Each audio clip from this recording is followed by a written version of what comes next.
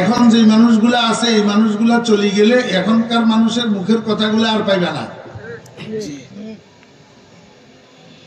हर के खाद गो बियाओ हर के खाद गो बेरो दारगीरो हाजबो दरबादरी दर गाहेनीस। যার মনে চায় আসো, যার মনে চায় যাও। এখানে গেটে কোনো দারওয়ান রাখা নাই যে তুমি পাশ নিয়ে। আলহামদুলিল্লাহ নাহমাদুহু ওয়া নাস্তাঈনুহু ওয়া নাস্তাগফিরুহু ওয়া নু'মিনু বিহি ওয়া নাতাওয়াক্কালু আলাইহি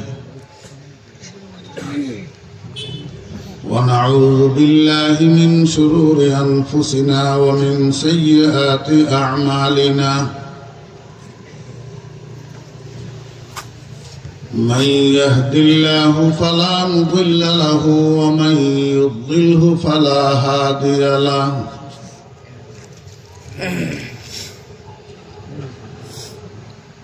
ونشهد أن لا إله إلا الله لا خالق إلا الله ولا مالك إلا الله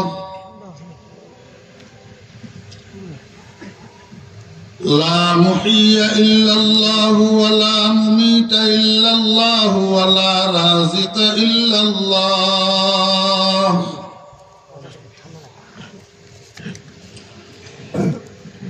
ونشهد أن سيدنا وسندنا وحبيبنا ومولانا محمدا عبده ورسوله চর লোকমান খেলার মাঠে অনুষ্ঠিতব্য 2 দিন ব্যাপী এই মহতী সিরাতুন নবী সাল্লাল্লাহু আলাইহি ওয়াসাল্লাম সম্মেলনের সমাপনী দিবসের সমাপনী পর্যায়ে আমাদেরকে অংশগ্রহণ করার তৌফিক দিয়েছেন। এই জন্য আমরা সবাই মহান রব্বুল আলামিনের শুকর আদায় করি আলহামদুলিল্লাহ। আলহামদুলিল্লাহ। আরবি ভাষার একটা প্রবাদ আছে, আল মারউ ইয়াকিসু আলা নাফসিহি। তালিবে ইলম ভাইরা তো বুঝি ফেলছেন, অনুফিলের থেকে ওই মাহফিলে টকাটকি করে, কিন্তু গোড়ার ডিমও যাওয়ার সময় বাসায় কিছু নিয়ে যাইতে পারে না। আরেক প্রকারের শ্রোতা হইল বল্লা মার্কা, বিমরোল মার্কা। এরা মাহফিলের মধ্যে আসে, মাহফিলের থেকে বিষ আহরণ করে। কি রকম? শুধু কান খাড়া করি এমনি থাকে, হুজুরে কোনখানে একটা কথা ভুল বলতেছে সেটা ধরে। পরের দিন সকালে এটারে নিয়ে রাস্তাঘাটে চায়ের দোকানে ডলফিটা। আর কতগুলা শ্রোতা আছে মৌমাছি মার্কা, এরা বয়ান শোনার জন্য আসে, বয়ানের থেকে মধু আহরণ করে। জি, আমলের কথা, ফরজ ওয়াজিবের কথা, সুন্নতের কথা, কোরআনের কথা, জিকিরের কথা, তসবির কথা, দরুদ শরীফের কথা, এই জাতীয় কথাগুলাকে তারা আহরণ করে। আহরণ করে মানে মনোযোগ সহকারে শুনে মুখস্থ করিয়া সাথে করে বাসায় নিয়ে যায়। পরদিন থেকে এক একটা কথার উপরে আমল করার চেষ্টা করে। দুনিয়াতে তোমার মনের অনেক চাহিদা হবে, এই সমস্ত চাহিদাগুলা দুনিয়াতে পূরণ করিও না। যেই চাহিদাগুলা পূরণ করার জন্য আমার পক্ষ থেকে অনুমোদন থাকবে সেগুলা পূরণ করবা। যেই চাহিদাগুলা পূরণ করার জন্য আমার অনুমতি থাকবে না সেই চাহিদাগুলা দুনিয়াতে পূরণ করিও না। আমি আল্লাহ ওয়াদা করলাম, তোমার যত চাহিদা দুনিয়াতে অপূরণ থাকবে আমার বারণ করার কারণে, আমি ওয়াদা করলাম জান্নাতের মধ্যে তোমার সমস্ত চাহিদাগুলা আমি পূরণ করে দেব। একটা চাহিদাও বাদ থাকবে না। তো আমি তো সময়ের অভাবে আজকে বলতে পারলাম না আপনাদেরকে, না হলে 2-4টা উদাহরণ বলা যেত। একটা চাহিদাও অপূরণ থাকবে না, সব চাহিদাগুলা ওয়া রাব্বিল কাবা ওয়া রাব্বিল লাযী রাফা'আস সামাআ বিগাইরি আমাদ, সবগুলা চাহিদা আল্লাহ পাক জান্নাতের মধ্যে পূরণ করে দিবে। আল্লাহ পাক রব্বুল আলামিন বান্দা, দুনিয়াতে ফটোর পাগল হইও না, ফটো উঠাইও না, ফটো পূজা করিও না। তুমি যে ফটো ভালোবাসো এটা আমি জানি, এই জন্য জান্নাতের মধ্যে আমি তোমার জন্য একটা বাজার রাখছি। ওই বাজারের মধ্যে আমার হাজার হাজার ফেরেশতারা হাজার হাজার স্টল বসাবে। স্টল বুঝেননি? ছোট ছোট অস্থায়ী দোকান, ছোট ছোট অস্থায়ী দোকান। এই হাজার হাজার ফেরেশতারা হাজার হাজার স্টল বসাবে। কি বারে? শুক্রবারে। শুক্রবার জুমার দিন বিকেল বেলায় মিলবে এই বাজার সুকে তওবা।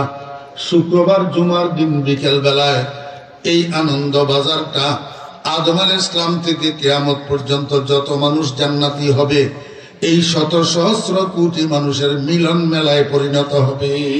সুবহানাল্লাহ। মিলন মেলায় পরিণত হবে। আল্লাহর ফেরেশতারা হাজার হাজার স্টলের মধ্যে লক্ষ লক্ষ ডিজাইনের ফটো পরিবেশন করবে। জান্নাতি মানুষেরা এই স্টলগুলোর এক দিক থেকে আরেক দিক পর্যন্ত ঘুরিয়া ঘুরিয়া ফটো চয়েস করবে। ফটো আমার ভাইয়েরা চয়েস করতে করতে করতে করতে হঠাৎ একটা ফটো পছন্দ হইয়া যাবে, আর ওই ফটোটা ফেরেশতা দোকানি থেকে খরিদ করবে। সাহাবী জিজ্ঞাসা করেন, ইয়া রাসূলুল্লাহ, জান্নাতের মধ্যে ফটো খরিদ করার জন্য মূল্য কি হবে? সৌদি আরবের রিয়াল নাকি আমেরিকার ডলার? আল্লাহর হাবিব জনাব রাসূলুল্লাহ সাল্লাল্লাহু আলাইহি ওয়াসাল্লাম বলেন, উম্মত, জান্নাত অদৃশ্য জগৎ, দুনিয়া দৃশ্য জগৎ। এই দৃশ্য জগতের কোন মুদ্রার প্রচলন জান্নাতে থাকবে না। জান্নাতের মধ্যে তোমরা তোমাদের পছন্দের ফটোটা খরিদ করবা। দুনিয়াতে থাকাকালীন শুক্রবার জুমার দিনের সকাল থেকে সন্ধ্যা পর্যন্ত যত নফল ইবাদত করেছিলে এই নফল ইবাদতের সওয়াবগুলোকে আল্লাহ পাক রব্বুল আলামিন জান্নাতের বাজারে মুদ্রা বানাইয়া দিবে, নোট বানাইয়া দিবে। সেই নোট দিয়া তুমি তোমার পছন্দের ফটোটা খরিদ করতে পারবা। বুঝে থাকলে বলুন তো, জান্নাতের বাজারে ফটো খরিদ করার জন্য সেখানে আপনার মূল্য কি হবে? শুক্রবারের জুমার দিনের নফল ইবাদত। আমার ছোট ভাইয়েরা, ও যুবকেরা, তরুণেরা, কিশোরেরা, নারাজ হইও না। তোমাদেরকে ছোট করা উদ্দেশ্য নয়, তোমাদেরকে বুঝাইয়া সুঝাইয়া জান্নাতের পথে আনা, জাহান্নামের পথের থেকে ফিরানো আমাদের উদ্দেশ্য। আল্লাহু আকবার।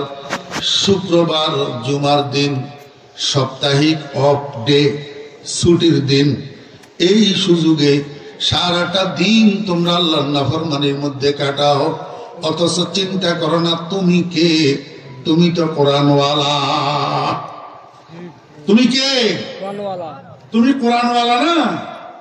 আমার ভাইরা, দোস্তাবাব, আপনাদের আশেপাশে যদি হিন্দু থাকে, হিন্দু, একজন হিন্দুকে যাইয়া বলেন, এই রমেশ বাবু, কুল হুয়াল্লাহু আহাদ, এই সূরাটা একটু আমাকে মুখস্থ শোনা। রমেশ বাবু আপনাকে বলবে, কুল হুয়াল্লাহ কোন জানোয়ারের নাম? আমি তো চিনি না।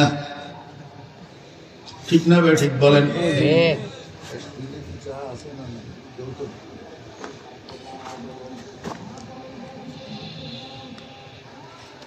আপনাদের এলাকায় হিন্দু আছে? আছে, কথা কয় না। আছে।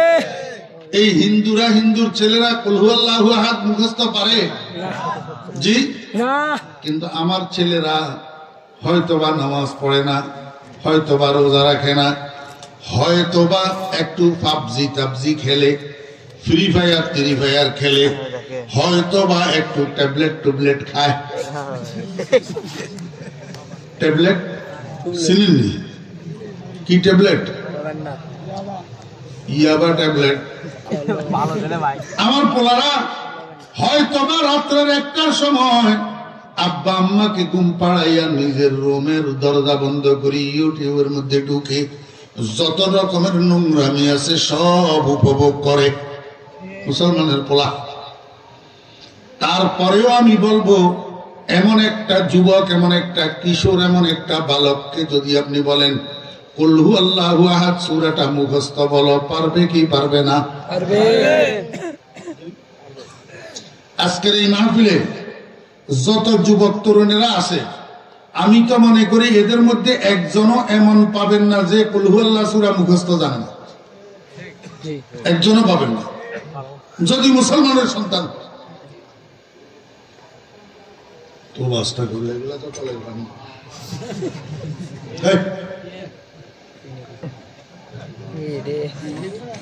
মুসলমানের সন্তান যেমন হোক না কেন আলহামদুলিল্লাহ রাব্বিল আলামিন মুখস্থ জানেনি? কুল হুয়াল্লাহু আহাদ মুখস্থ জানে কিনা? ইন্না আ'তাইনাকাল কাউসার মুখস্থ জানেনি? কেন জানে? কোরআনওয়ালা যেই জন্য। কোরআনওয়ালা হইল কেমনে? কোরআনওয়ালা কেমনে হইল? ও মুসলমান ভাইয়েরা, আরশে আজিমের মধ্যে আল্লাহ পাক ফেরেশতাদেরকে দিয়া লটারি দিছে। লটারি ফেরেশতাদেরকে কি দিছে? আল্লাহু আকবার। आसमा बारे अमानत न तवानस्तो कशीद, आसमा बारे अमानत न तवानस्तो कशीद, कुराए फाल बना में मन दीवाना जदन, कुराए फाल बना में मन दीवाना जदन। अल्लाह पाक रब्बुल आलामीन আরশের মধ্যে ফেরেশতাদেরকে দিয়ে লটারি দিছে। ফেরেশতারা যে লটারি টেনছে, এখানে কারো নাম কোরআনের ভাগে আসছে আর কারো নাম কোরআনের ভাগে আসে নাই।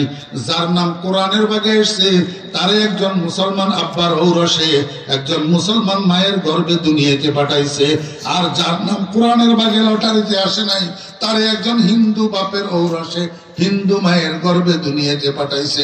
এখন যেই পোলা মুসলমান বাপের গর্ভে আর মুসলমান মায়ের গর্ভে মুসলমান বাপের ঔরসে আর মুসলমান মায়ের গর্ভে দুনিয়াতে এসেছে, সে সেই সুবাদে কোরআন মুখস্থ পাইছে। কুল হুয়াল্লাহ মুখস্থ জানে, আলহামদুলিল্লাহ মুখস্থ জানে, যেটা হিন্দুর ছেলে জানে না। মুসলমানের সন্তানেরা দুনিয়ার সব কিছু বুঝলা, কিন্তু নিজের মূল্য কেন বুঝলা না? নিজের মূল্য কেন বুঝলা না? তোমার মধ্যে আর একটা হিন্দুর ছেলের মধ্যে তফাৎ কি, সেটা কেন তুমি বুঝলা না? তুমি কুল হুয়াল্লাহ ওয়ালা, তুমি আলহামদুলিল্লাহ ওয়ালা, তুমি কোরআন ওয়ালা, যেটা হিন্দুর ভাগ্যে জুটে না। তোমার শরম লাগে না? তুমি কোরআন ওয়ালা হইয়া হিন্দুদের দুর্গা পূজায় কেন যাও? কেন যাও মুসলমানের পোলা? তুমি মুসলমানের পোলা হইয়া বিয়ের সময় গায়ে হলুদের অনুষ্ঠান কেন করো? তুমি জানো না এটা হিন্দুদের কালচার? মুসলমানের সন্তান হইয়া তুমি এমনি করি চুল কাটার সময় সেলুনে যাইয়া এমনি করি গোল করি নিচের গুলাকে কাটিয়া কুট্টা কুট্টা করলা, কিন্তু উপরের চুলগুলা ধরলা না, উপরে তুবা একটা বানাইয়া রাখলা। তুমি জানো না এই হেয়ার স্টাইলটা মদিনার কামলিওয়ালার না, এই হেয়ার স্টাইলটা হিন্দু দাদাদের হেয়ার স্টাইল। তুমি মুসলমানের বাচ্চা হইয়া, তুমি কোরআন ওয়ালা হইয়া হিন্দুদের হেয়ার স্টাইল কেন গ্রহণ করলা?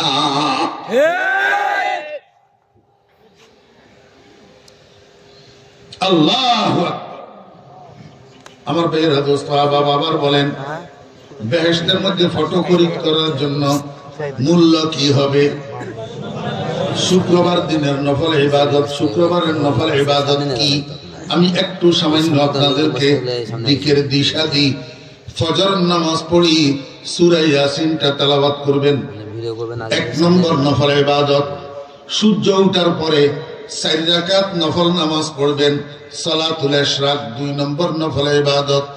দিনের 10টার সময় 4 রাকাত নফল নামাজ পড়বেন, সালাতুল দুহা চাশতের নামাজ 3 নম্বর নফল ইবাদত।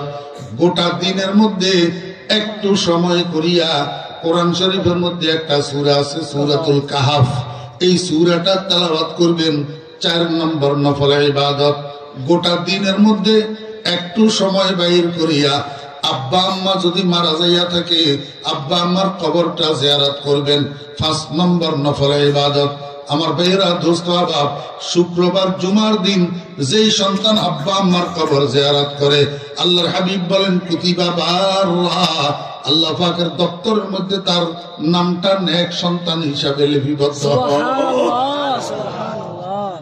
আমার ভাইয়েরা, দোস্ত আহবাব, শুক্রবার জুমার দিন যেই কোনো সময়ে পারেন, সারা দিনে যদি পারেন, কমপক্ষে 500 বার দরুদ শরীফ পড়বেন সাল্লাল্লাহু আলাইহি ওয়াসাল্লাম, সাল্লাল্লাহু আলাইহি ওয়াসাল্লাম। শুক্রবার জুমার দিন আসরের পর থেকে মাগরিব পর্যন্ত সময়ের মধ্যে একটা মুহূর্ত এমন থাকে যেই মুহূর্তের মধ্যে দুনিয়ার যেই কোনো মানুষ আল্লাহর কাছে যা চায় আল্লাহ পাক তাই তাকে দিয়া দেয়। আর নবী সাল্লাল্লাহু আলাইহি ওয়াসাল্লাম ইন্না ফিল জুমআতি লাসাআতান লা ইউআফিকুহা আবদুল মুসলিমুন লা ইয়াসআলুল্লাহা ফিহা শাইআ ইল্লা আ'তাহু আল্লাহু ইয়্যাহু আও কামা ক্বালা নবী আলাইহিস সালাতু ওয়াস সালাম। এই জন্য মুরব্বিয়ান ইকরাম, যুবক ভাইয়েরা, যাদের কোনো কাজ না থাকে, অবসর থাকেন, শুক্রবার দিন, জুমার দিন আসরের পর থেকে মাগরিব পর্যন্ত মসজিদ থেকে বাইর হবেন না। মসজিদের কোনায় মুনাজাত ধরে বসে থাকবেন। দুনিয়া আখিরাতের যত চাহিদা আছে সবগুলা আল্লাহ পাকের দরবারে পেশ করেন। ওই মুহূর্তের মধ্যে যেই দোয়াটা পড়বে সেই দোয়াটা নির্ঘাত কবুল হবে, কোনো সন্দেহ না। অল্প কয়েকটা ধারণা দিলাম, অল্প কয়েকটা। আমার ভাইয়েরা, দোস্ত আহবাব, ফজরের নামাজের পরে 100 বার সুবহানাল্লাহ সুবহানাল্লাহ সুবহানাল্লাহ, 100 বার আলহামদুলিল্লাহ আলহামদুলিল্লাহ আলহামদুলিল্লাহ, 100 বার আল্লাহু আকবার আল্লাহু আকবার আল্লাহু আকবার, 100 বার লা ইলাহা ইল্লাল্লাহ লা ইলাহা ইল্লাল্লাহ লা ইলাহা ইল্লাল্লাহ। যখন 99 বার পড়বেন, 100 বারের সময় পুরা কলমা পড়বেন মুহাম্মাদুর রাসূলুল্লাহ। যদি পারেন আমার ভাইয়েরা, ফজরের পরে 100 বার সুবহানাল্লাহি ওয়া বিহামদিহি সুবহানাল্লাহিল আযীম সুবহানাল্লাহি ওয়া বিহামদিহি সুবহানাল্লাহিল আযীম। ফজরের পরে 100 বার পড়বেন, আসরের পরে 100 বার পড়বেন। এর চেয়ে ভারী মিজানের পাল্লায় আর কোনো জিকির নাই, আর কোনো তসবিহ নাই, আর কোনো ওজিফা নাই। কালিমাতানে হাবিবাতানে ইলার রহমান সাকিলাতানে ফিল মিজান খফিফাতানে আলাল লিসান সুবহানাল্লাহি ওয়া বিহামদিহি সুবহানাল্লাহিল আযীম। আল্লাহু আকবার। ও ভাইরা, দোস্ত আহবাব, ছেলে একটা রাজি ইতালি পাঠাইছেন, ফ্রান্সে পাঠাইছেন, জাপান পাঠাইছেন। যাওয়ার সময় ছেলে নিজের নামে একটা অ্যাকাউন্ট করে গেছে। সেখান থেকে 3 বছর ছিল বিদেশে, সেখান থেকে প্রতি মাসে মাসে ওই অ্যাকাউন্টে টাকা পাঠায়, ওই অ্যাকাউন্টে টাকা পাঠায়। 3 বছর পরে পোলা যখন দেশে আসছে, বাপের জিজ্ঞাসা করে, আব্বা আমার অ্যাকাউন্টে কত টাকা জমা হয়েছে? বাপে কয়, আমি কেমনে জানি? তুমি যাওয়ার পর থেকে আমি তোমার অ্যাকাউন্ট চেকও করি নাই, তোমার অ্যাকাউন্টের থেকে কোনো টাকাও উঠাই নাই, কত টাকা জমা হয়েছে সেটাও জানি না। ছেলে কয়, আব্বা চলেন আমার সাথে, বাপ বেটা একসাথে যাই, ব্যাংকের অ্যাকাউন্টটা একটু চেক করি কত টাকা জমা হইলো। যখন ব্যাংকে গেছে, ম্যানেজারকে জিজ্ঞাসা করছে, ম্যানেজার সাহেব এই নাম্বারটা একটু চেক করি দেখেন এই অ্যাকাউন্টে কত টাকা জমা হয়েছে। ম্যানেজার চেক করিয়া কয়, এই অ্যাকাউন্টে 52 লক্ষ টাকা জমা হয়েছে, 52 লক্ষ টাকা। এই কথা শুনি বাপ আনন্দে আত্মহারা হইয়া গুড়ি পড়ে যেতেছে, ওরে বাবারে আমি গরিব মানুষ, আমার ছেলের অ্যাকাউন্টে 52 লক্ষ টাকা বলে জমা হইয়া রয়েছে। বেচারা খুশিতে আর নিজেকে রক্ষা করতে পারে না, গুড়ি পড়ে যেতেছে। ও মুসলমান ভাইরা, ছোট্ট ছোট্ট কতগুলা আমল একটু একটু করে দেখেন। খোদার কসম, কিয়ামতের ময়দানে আপনার আমলের স্তূপ দেখি, আপনার সওয়াবের স্তূপ দেখি, আপনি নিজেই আত্মহারা হইয়া যাবেন। ওরে বাবারে, এত আমল তো আমি করি নাই, এত সওয়াব কোথা থেকে আসলো? শুক্রবার দিন ফজরের পরে 100 বার বলবেন সুবহানাল্লাহি ওয়া বিহামদিহি সুবহানাল্লাহিল আযীম। আসরের পরে 100 বার পড়বেন সুবহানাল্লাহি ওয়া বিহামদিহি সুবহানাল্লাহিল আযীম। আল্লাহর হাবিব কয়, উম্মত এই শুক্রবারের নফল ইবাদতের সওয়াবগুলাকে আল্লাহ পাক জান্নাতের বাজারের মধ্যে মুদ্রা বানাইয়া দিবেন। সেই মুদ্রা দিয়া তোমার পছন্দের ফটোটা খরিদ করবা। খরিদ করার পরে আল্লাহু আকবার, এই ফটোটাকে বলে জান্নাতি মানুষেরা চেহারার সামনে এরকম ভাবে ধরবে, ফটোর দিকে তাকাবে, তাকাইয়া মনে মনে বলবে, মনে মনে, মুখে না, মনে মনে বলবে, ওরে বাপ রে বাপ, কত সুন্দর ফটো, আমার চেহারাটা যদি এই ফটোর মতো হইতো কত ভালো হইতো। মুখে বলবে না, শুধু মনে মনে বলবে।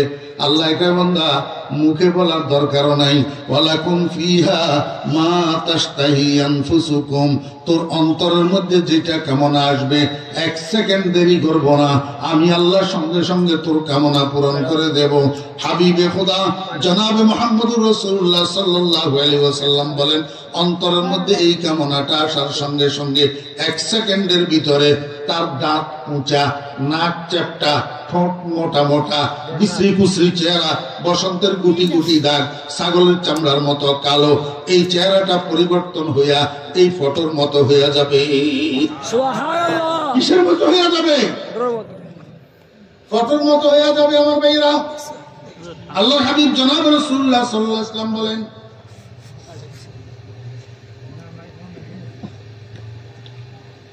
এই চাইটা এখান থেকে আনি রেখেছে, তুমি বেকুবনি, বাম হাতে নিমেনছে চা খায়, বাম পাশে আনি রেখেছে, এতটুকু হুঁশ বুঝি নেই। মনোযোগ আসেনি? قال رسول الله মনোযোগ। قال رسول الله صلى الله عليه وسلم يتلألأ وجهه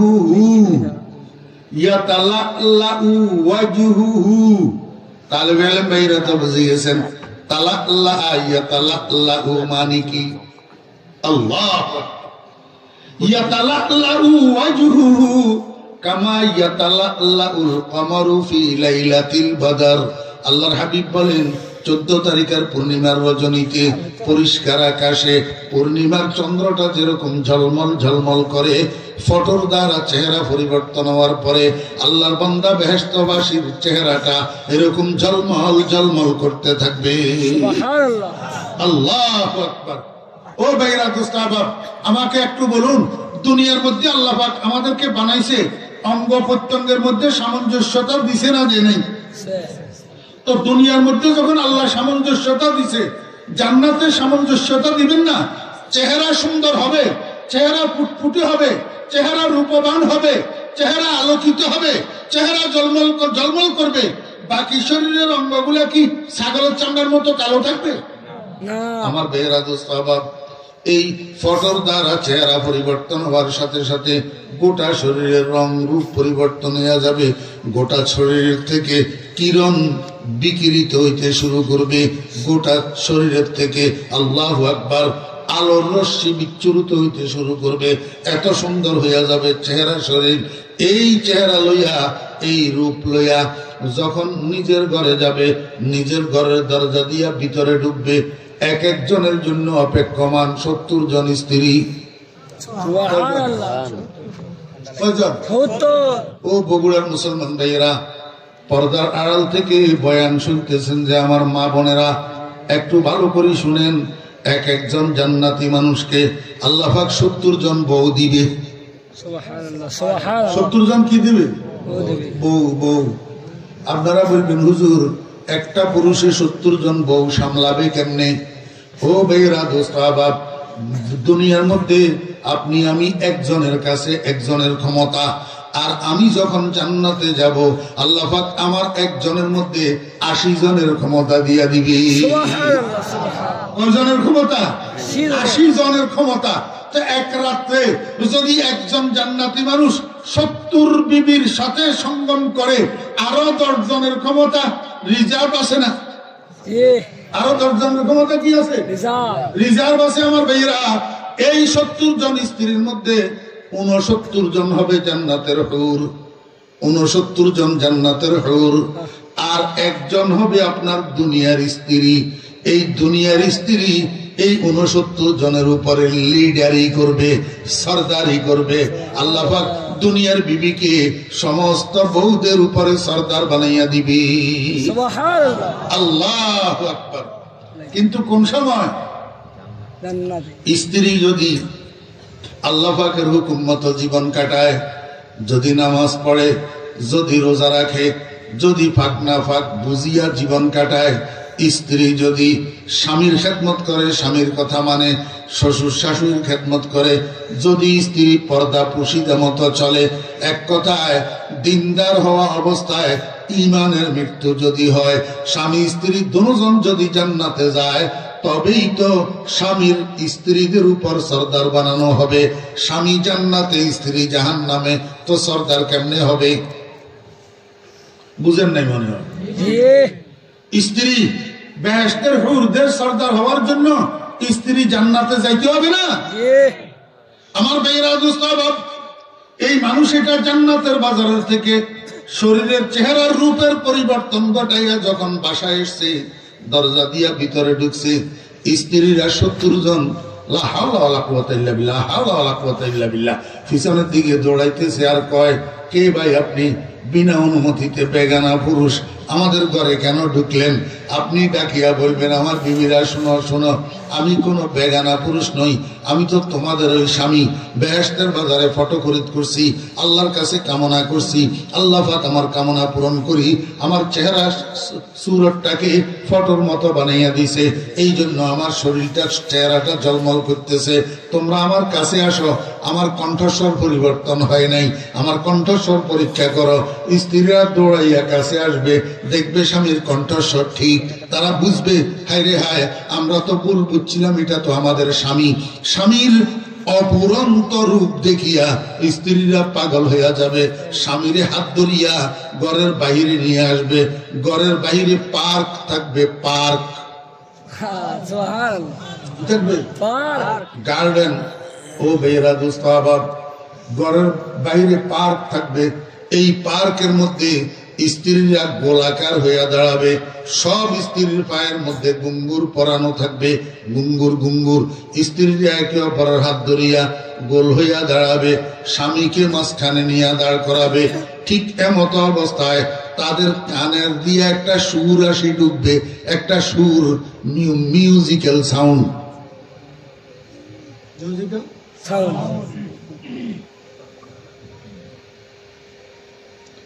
রাসূল আরবি সাল্লাল্লাহু আলাইহি ওয়াসাল্লাম বলেন, আমার উম্মতেরা, তোদের দুনিয়ার হারমোনিয়ামের সুর না, সন্ডার বানানো তবলার সুর না, কাঁসার আওয়াজ না, পিতলের বাঁশির আওয়াজ না, যত রকমের বাদ্যযন্ত্র হইতে পারে, আধুনিক, অত্যাধুনিক, ডবল অত্যাধুনিক, যত রকমের বাদ্যযন্ত্র হইতে পারে, সমস্ত বাদ্যযন্ত্রের সম্মিলিত একটা সুর আল্লাহ পাক রব্বুল আলামিনের পক্ষ থেকে 80 হুরদের কানের ভিতরে ঢুকবে।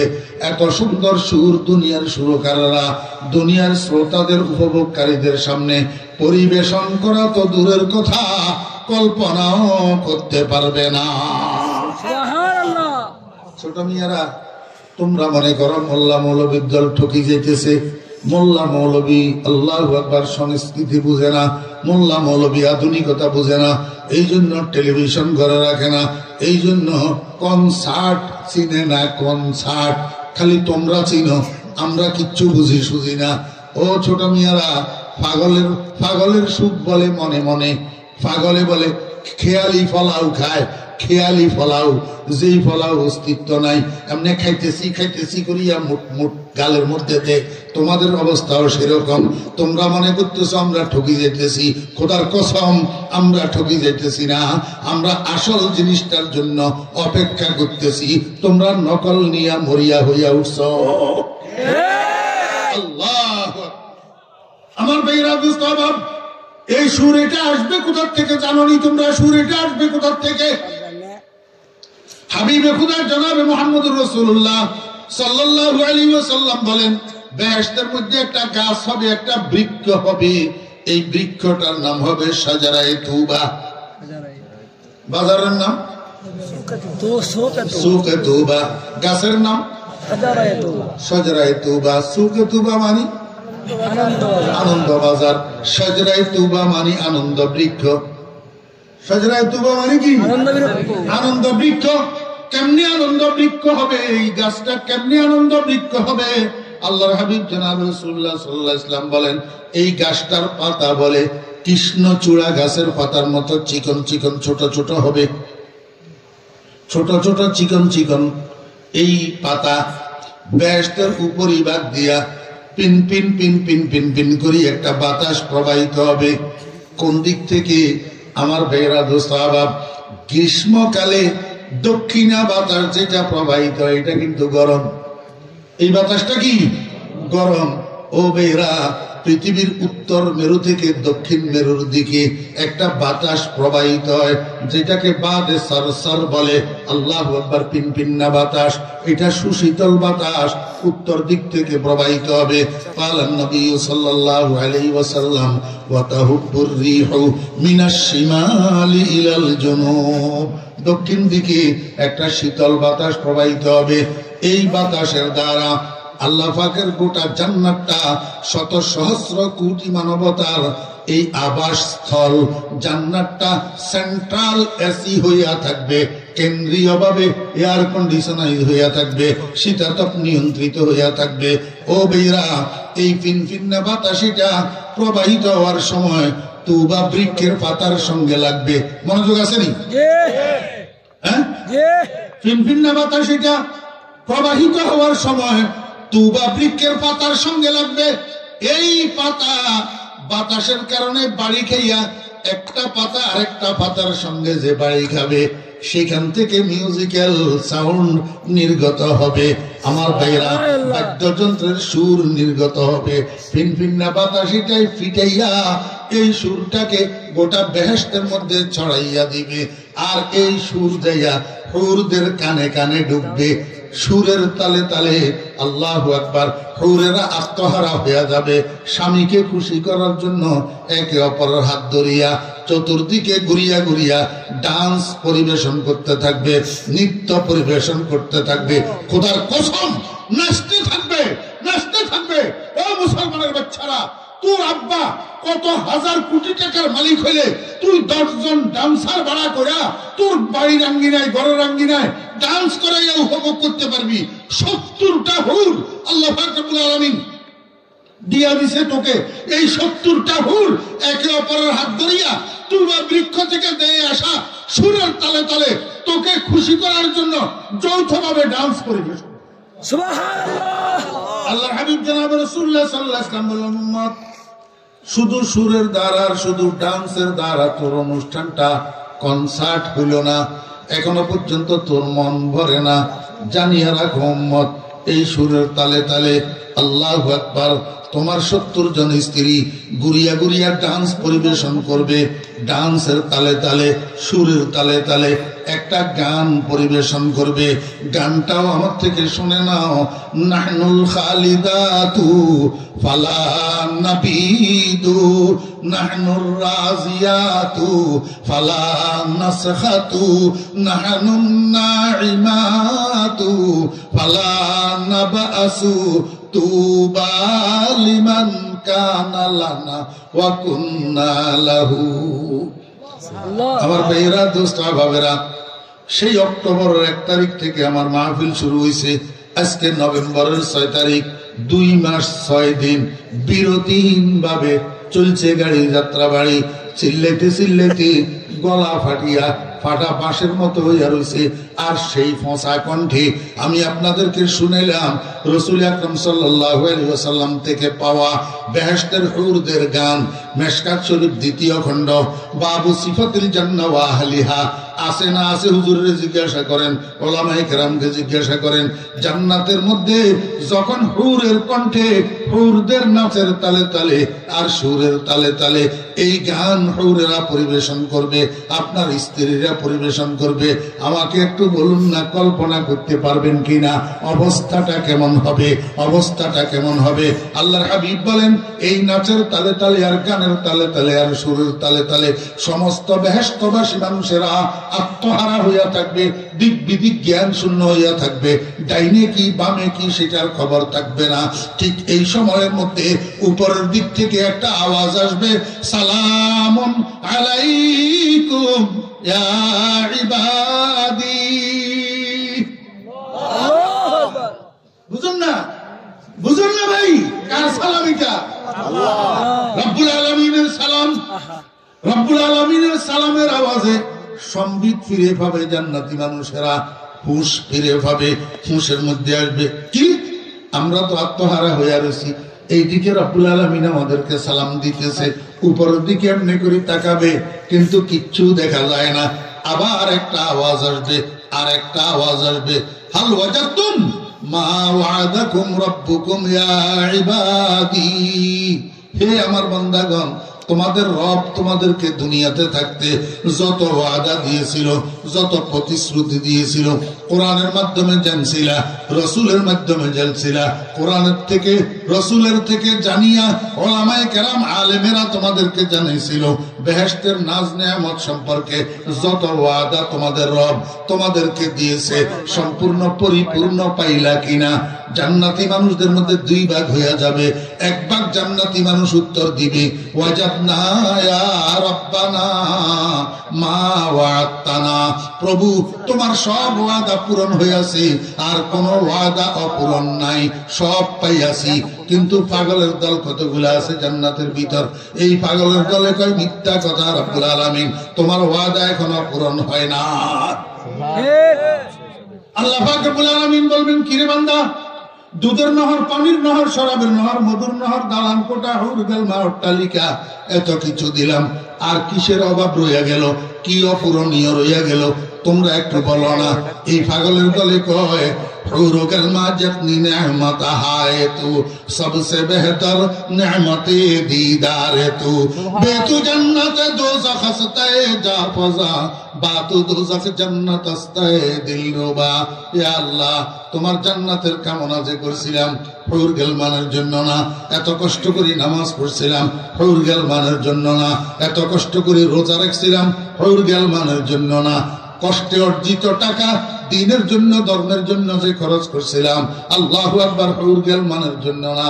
তোমার বন্ধু হাদিসের মধ্যে বলছিলেন, সেই হাদিসটা ফরিদুদ্দিন আল মুবারক আমাদেরকে জানাইছিলেন, সাতারাউনা রাব্বাকুম কামা তারাউনা হাযাল কমর ফি লাইলাতি কামালি ওয়া ফি রিওয়ায়াতিন ফি লাইলাতিল বদর।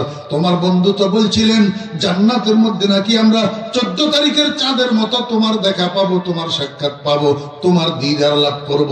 মাওলায়ে করিম, এত কষ্ট করছিলাম যে দুনিয়াতে হুর গেলমানের জন্য না, তোমার দিদারের জন্য। তোমার দিদার ছাড়া আর কোন নাজ নেয়ামতের আমার দরকার নাই।